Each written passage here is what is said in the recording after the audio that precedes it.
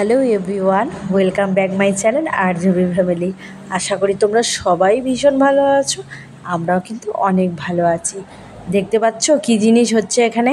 কিচ্ছু বুঝতে পারছো না তাই তো? আমি বলে দিচ্ছি।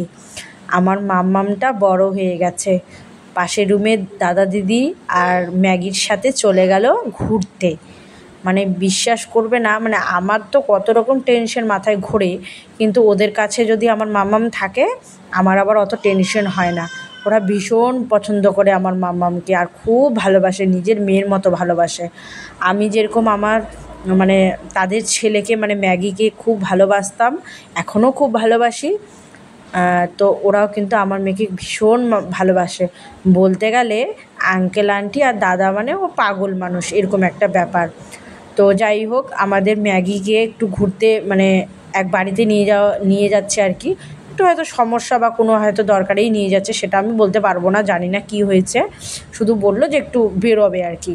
তো আমার মাম্মাম যে কি কান্না শুরু করে দিয়েছে তোমাদেরকে মানে দেখাতে পারিনি আর কি। তো এটা কিন্তু সন্ধ্যের আগের ভিডিও।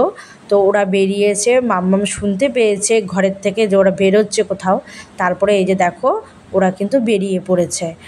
তো ওদের সাথে প্রচণ্ড যাওয়ার জন্য কান্নাকাটি করলো। তারপরে বাধ্য হয়ে ওরা ওকে নিয়ে যাচ্ছে। আমি বললাম যে নিয়ে যেতে হবে না, ও কান্নাকাটি করবে। কিন্তু ওই যে বললাম, ওই আঙ্কেল আন্টি আর দাদা পাগল মানুষ, খুব ভালোবাসে মাম্মাম ওদেরকে।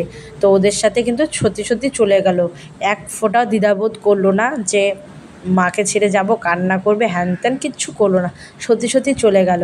তো আমি কিন্তু মানে একটু তোমাদের সাথে ভিডিওটা শেয়ার করলাম। মানে সত্যি কথা বলতে এটা থাক, মাম্মাম হচ্ছে বড় হয়ে দেখবে যে আমাকে ছেড়ে ফার্স্ট টাইম ও মানে অন্য কারোর মানে পাশের রুমে এই দাদা দিদির সাথে ঘুরতে বেরিয়ে গেল। তো ওটাই আর কি তোমাদের সাথে শেয়ার করছি যে দেখো আমার মাম্মামটা কিন্তু বড় হয়ে গেছে, এখন আর তাকে মা বাবাকে লাগে না, একা একাই বেরিয়ে পড়ে। হ্যাঁ, তোমাদের দাদা যদি থাকতো হয়তো যেতে চাইতো না।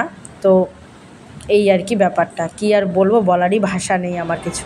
তো যাই হোক, তোমরা বুঝতেই পেরে গেলে মাম্মাম আমাকে ছেড়ে আজকে ফার্স্ট টাইম ঘুরতে চলে গেল। কি বলবো, আর আমি তো ওকে রেখে কোনোদিনও ঘুরতে যাই না, কিন্তু ও ঘুরতে চলে গেল। ওই তোমরা তো জানোই শ্যামলী দি ম্যাগি ওদেরকে ভীষণ ভালোবাসে, দাদাও প্রচণ্ড মামাকে পছন্দ করে, ভালোবাসে। তো ওদের সাথে গেল, ম্যাগিকে একটু নিয়ে গেল, মানে ঝাড়াতেও শরীর ভালো নেই হয়তো, তার জন্য নিয়ে গেল। মাম্মাম দেখেছে, ব্যাস যাওয়ার জন্য ব্যস্ত। আর তোমরা হয়তো ভাবতেই পারো আমি হয়তো সেজে গুজে তোমাদের সাথে চলে এলাম। অ্যাকচুয়ালি আমি রিলস বানাচ্ছিলাম, সামনেই তো 15ই আগস্ট, তো ভাবলাম যে কয়েকটা রিলস বানিয়ে রাখি, আস্তে আস্তে ছাড়তে থাকবো, তাই না? তাই একটু রেডি হয়ে নিয়েছি, সেরকমভাবে সাজিনি, জাস্ট এই যে চুড়িদারটা পরেছি আর এই যে সবুজ প্যান্ট, এই আর কি ব্যাপারটা। এই যে দেখো এইভাবে সেজে নিয়েছি। ঘড়িতে দেখো কটা বাজে, ঘড়িতে এখন 6:30টার মতো বাজে। আর এখন ফ্রেশ ট্রেশে সন্ধ্যাবাতি দেবো। তো তারপরে যাই হোক, ওদের সাথে ঘুরে এসেও মেয়ের হচ্ছে মানে শখ মেটেনি।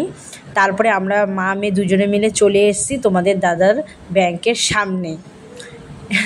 কি বলবো আর বলো তো, মানে সেরকম কোনো জিনিসের জন্য না, মানে এমনিতেই তোমাদের দাদা বললো যে সবজি বাজার কী নেবো। তো আমি বললাম যে চলো আমি একটু বেরোই, ঘুরতে তো বের হওয়া হয় না, তো একটু বেরোই, ভাল লাগছে না ঘরের ভেতর। তো তোমাদের দাদা বললো ঠিক আছে।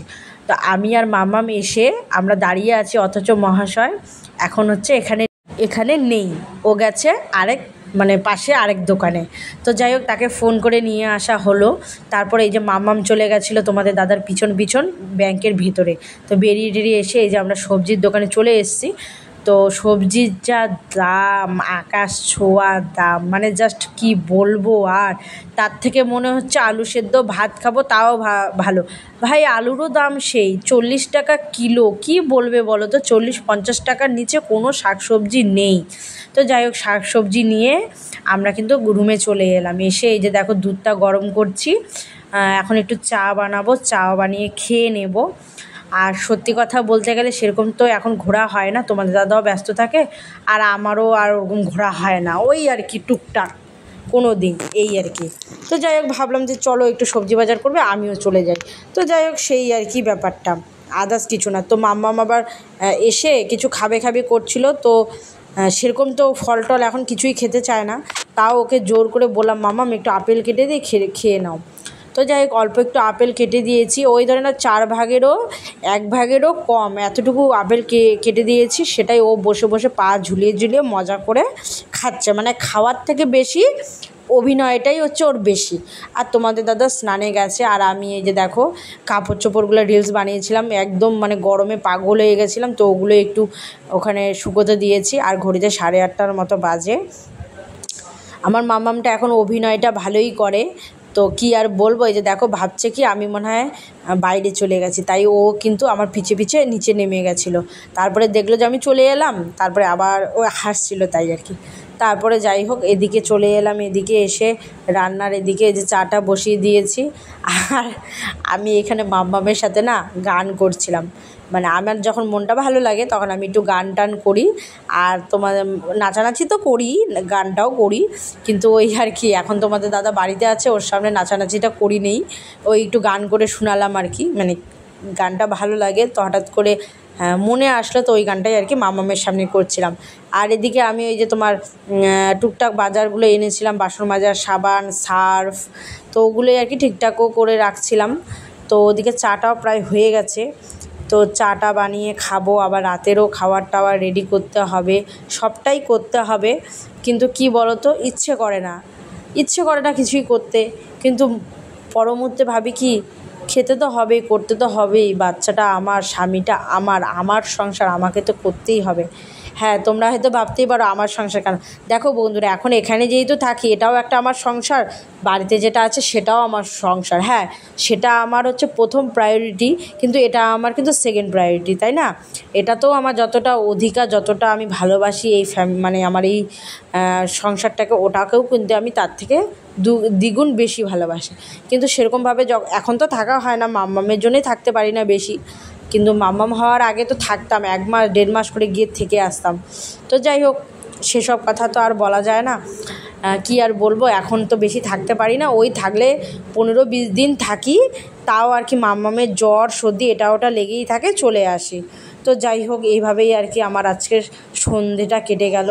তো তোমাদের কেমন লাগলো ভ্লগটা অবশ্যই তোমরা জানিও, আর যারা নতুন দেখছো প্লিজ চ্যানেলটিকে সাবস্ক্রাইব করে দিও, অবশ্যই লাইক করবে, কমেন্টস করবে, খুব ভালো লাগলে শেয়ার করবে, এতটুকু তোমাদের কাছে তো আমি আশা করতেই পারি, তাই না?